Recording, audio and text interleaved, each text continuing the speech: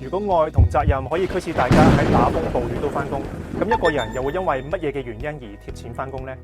趁住學生揾工嘅旺季，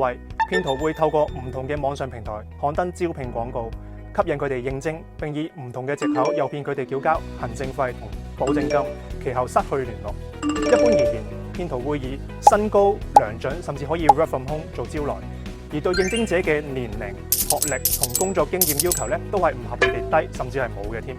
所以喺揾工嘅時候，大家一定要透過可靠嘅求職平台揾工，了解清楚應徵公司嘅背景同業務。遇到無需工作經驗或者冇學歷要求嘅招聘咧，就要提防啦。諗清楚係咪真係咁大隻蛤乸隨街跳？如有懷疑，可以喺防騙視伏 App 輸入應徵公司嘅電話號碼同埋社交媒體帳號等等，做翻個風險評估，又或者致電防騙易熱線1822查詢。